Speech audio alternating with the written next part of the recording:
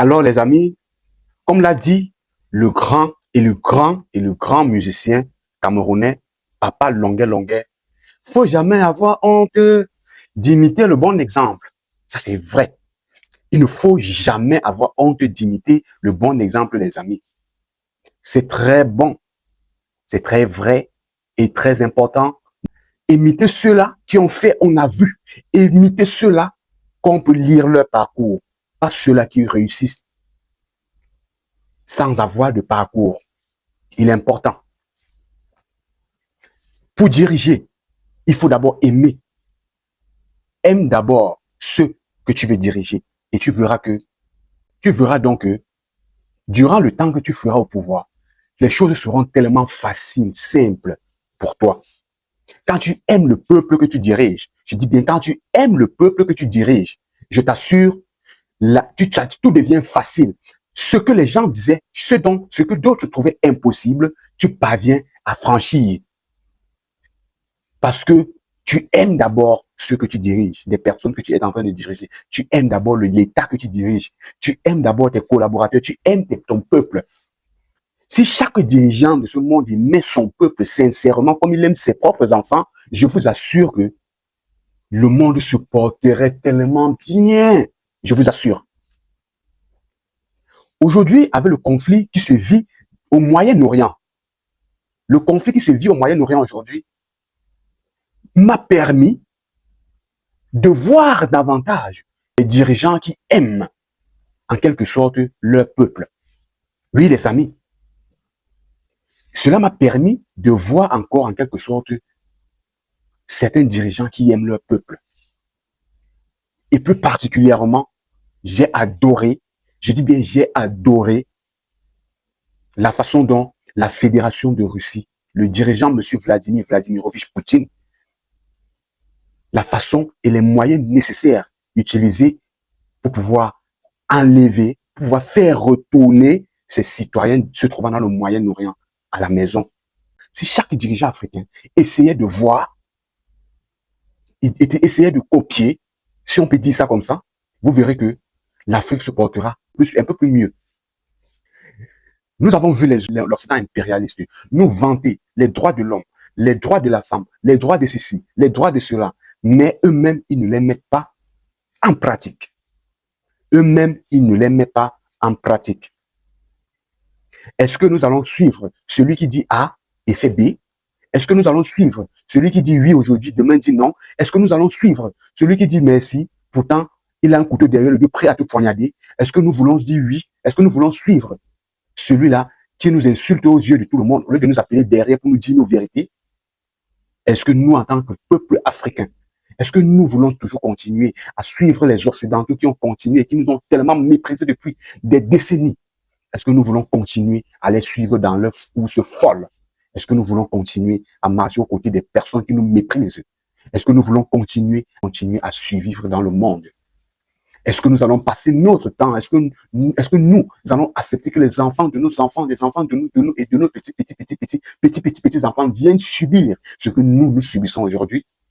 Est-ce que nous allons permettre, est-ce que nous allons accepter que des milliers de jeunes Africains puissent prendre la mer encore pour pouvoir chercher une vie meilleure ailleurs?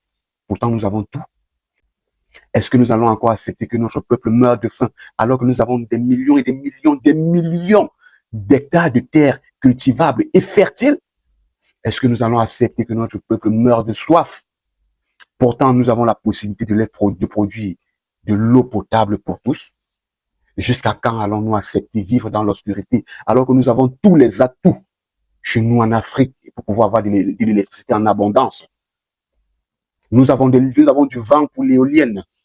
Nous avons les barrages, nous avons les chutes d'eau pour les barrages. Nous avons le soleil pour le solaire.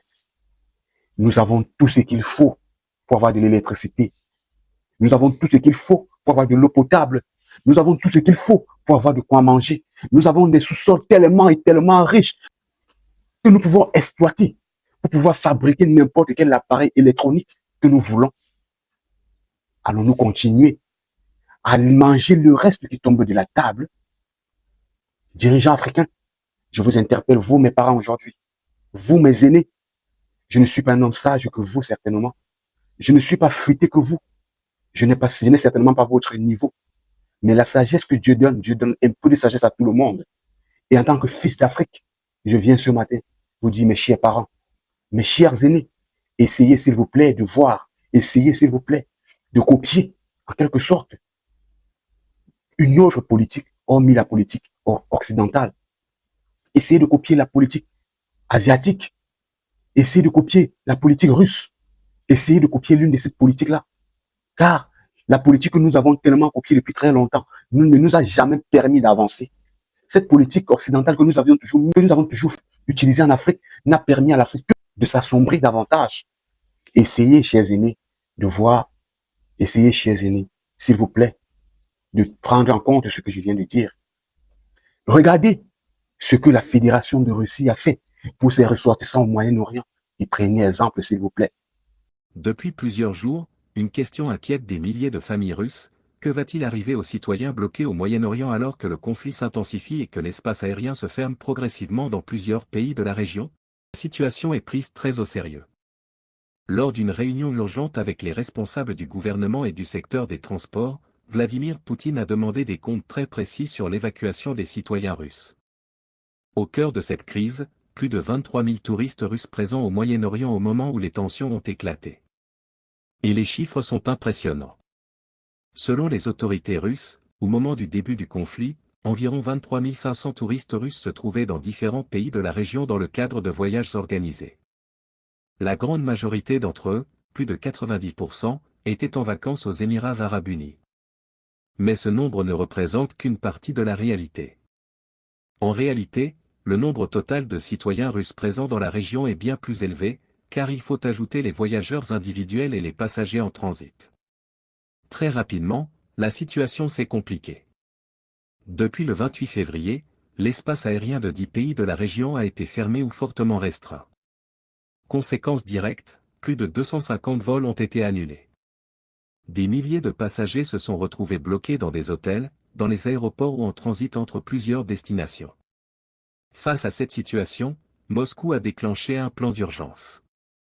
Le président russe a indiqué avoir immédiatement donné des instructions aux principaux ministères concernés, le ministère des situations d'urgence, le ministère des Affaires étrangères, le ministère des Transports et toutes les structures impliquées dans la protection des citoyens russes à l'étranger. L'objectif est clair, organiser un rapatriement rapide et éviter que les touristes se retrouvent livrés à eux-mêmes. Dans ce contexte, le ministre du Développement économique, Maxime Rechetnikov, a présenté un premier état des lieux de la situation. Il a expliqué que dès les premières heures de la crise, les autorités russes ont pris contact avec les gouvernements de la région, notamment avec les Émirats arabes unis. Une priorité a été fixée immédiatement, garantir l'hébergement des touristes bloqués. En effet, avec la fermeture des aéroports et l'annulation massive des vols, beaucoup de voyageurs risquaient d'être expulsés des hôtels faute de pouvoir quitter le pays. Les autorités russes ont donc demandé aux autorités émiraties de mettre en place un mécanisme spécial permettant aux touristes de prolonger leur séjour. Dans plusieurs cas, les hôtels ont accepté de prolonger gratuitement les réservations. Dans d'autres, les prix ont été maintenus sans augmentation. Et dans certains émirats, les autorités locales ont même pris en charge une partie des coûts. Parallèlement, une coordination étroite a été mise en place entre le ministère des Transports, les compagnies aériennes, les tours opérateurs et les autorités diplomatiques. Des lignes téléphoniques d'urgence ont été ouvertes 24 heures sur 24 afin que les touristes puissent signaler leur situation et obtenir des informations. Mais la question principale restait la même, comment faire rentrer tout le monde à la maison? Pour contourner la fermeture de certains espaces aériens, les compagnies aériennes ont commencé à organiser des vols via des routes alternatives. Ces itinéraires plus longs et plus complexes permettent d'éviter les zones interdites tout en maintenant des liaisons avec la Russie. Depuis le 2 mars, plus de 30 vols de rapatriement ont déjà été organisés par des compagnies aériennes russes et étrangères. Grâce à ces opérations, près de 6 000 citoyens russes ont déjà pu rentrer chez eux. Parmi eux, plus de 3 000 étaient des touristes ayant acheté des voyages organisés. Mais malgré ces premiers résultats, la majorité des voyageurs restent encore à l'étranger. Selon les données officielles, environ 20 000 touristes organisés se trouvent encore aux Émirats arabes unis, tandis que quelques centaines d'autres sont répartis dans différents pays du Moyen-Orient. Pour suivre la situation de près, les autorités russes s'appuient sur un système numérique appelé « voyage électronique ». Ce système permet de savoir précisément quels touristes se trouvent à l'étranger, dans quel hôtel ils logent et par quel tour opérateur ils sont passés. Cette base de données facilite considérablement l'organisation des évacuations. En parallèle, les autorités ont décidé de suspendre immédiatement la vente de nouveaux voyages vers la région. Les tours opérateurs ont d'abord arrêté les ventes sur recommandation du gouvernement, avant qu'une interdiction officielle ne soit publiée par le ministère des Affaires étrangères. Les entreprises du secteur touristique doivent désormais rembourser intégralement les voyageurs concernés. Pour éviter un effondrement du secteur, le gouvernement russe prépare également des mesures de soutien. Parmi elles, l'utilisation du fonds de responsabilité des tours opérateurs pour rembourser les touristes, ainsi qu'un report des contributions financières des entreprises du secteur pendant plusieurs mois.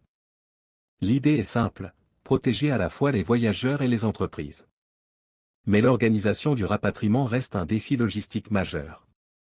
Le ministre des Transports, Vitaly Savliev, a confirmé que l'espace aérien de plusieurs pays reste fermé, notamment Bahreïn, Israël, l'Iran, le Qatar et le Koweït.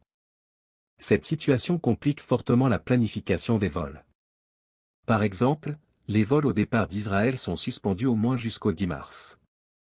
Les passagers ont reçu des remboursements ou des bons pour des vols ultérieurs. Les compagnies aériennes russes, quant à elles, ne prévoient actuellement aucun vol vers l'Iran. Autre difficulté, les créneaux aéroportuaires. Les autorisations de vol sont souvent accordées seulement pour une journée à la fois, ce qui rend la planification très incertaine. Malgré ces obstacles, les opérations continuent. Entre le 2 et le 3 mars, 34 vols de rapatriement ont permis de transporter près de 6000 passagers. 4 vols ont été effectués depuis Oman et une trentaine depuis les Émirats arabes unis. Si ce rythme se maintient et si les autorisations continuent d'être accordées, les autorités russes estiment que l'ensemble des citoyens pourraient être rapatriés en une dizaine de jours. L'objectif affiché est de terminer l'opération autour du 14 mars. Mais au-delà des chiffres et de la logistique, le président russe a tenu à rappeler un principe fondamental, la protection des citoyens russes à l'étranger reste une responsabilité de l'État. Vladimir Poutine a également indiqué avoir discuté personnellement avec plusieurs dirigeants des pays du Golfe. Selon lui, ces gouvernements ont assuré qu'ils feraient tout leur possible pour aider les citoyens russes présents sur leur territoire. Cependant, le chef du Kremlin insiste, la priorité reste l'action des autorités russes elles-mêmes. Il a donc demandé à tous les responsables impliqués de maintenir une vigilance maximale et de continuer à travailler sans relâche jusqu'au retour du dernier citoyen. Pour les milliers de touristes encore bloqués dans les hôtels du Golfe, les prochains jours seront donc décisifs. Et pendant que les négociations diplomatiques se poursuivent et que les avions se préparent à décoller, une question reste dans toutes les têtes, combien de temps encore cette crise du transport aérien va-t-elle durer? Une chose est certaine, dans un contexte international de plus en plus instable, l'évacuation de milliers de citoyens à travers plusieurs pays et plusieurs espaces aériens fermés est devenue une véritable opération de crise. Et pour Moscou, il ne s'agit plus simplement d'un problème touristique, mais d'un test grandeur nature de sa capacité à protéger ses citoyens à l'étranger. En conclusion, cette opération d'évacuation massive montre à quel point la situation au Moyen-Orient peut devenir critique en quelques heures. Des milliers de citoyens russes bloqués, des espaces aériens fermés, et une coordination sans précédent entre ministères, compagnies aériennes et gouvernements étrangers, tout est mis en œuvre pour les ramener chez eux. Mais au-delà des chiffres et des plans logistiques, cette crise soulève une question essentielle. Comment les États peuvent-ils protéger leurs citoyens face à des conflits imprévus à l'étranger? Et vous, que pensez-vous de cette opération d'urgence menée par la Russie? Pensez-vous que... Je sais que nous n'avons pas les mêmes moyens que la Fédération de Russie. Je sais que nous n'avons pas le même pouvoir que la Fédération de Russie. Mais je sais également que nous pouvons avoir ces mêmes moyens. Je sais également que nous pouvons avoir ces mêmes pouvoirs parce que la Fédération de Russie a su se donner de la valeur. La Fédération de Russie a su se battre pour la vérité et non pour le mensonge. La Fédération de Russie a su construire l'image qu'il continue de construire aujourd'hui sur la vérité. Je vous prie, chers aînés, je vous prie de prendre acte. Je vous prie de regarder un peu dans ce sens. Car cela pourra aussi nous permettre de voir autrement le monde. Cela pourra nous permettre également de faire les choses différemment. Je sais que vous allez prendre ce que j'ai dit en considération. Je serais ravi que vous preniez vraiment cela en considération, chers parents. Alors, je vous prie de regarder cette vidéo afin que, je vous prie de liker, de commenter, de partager, afin que cette vidéo puisse toucher des millions de personnes.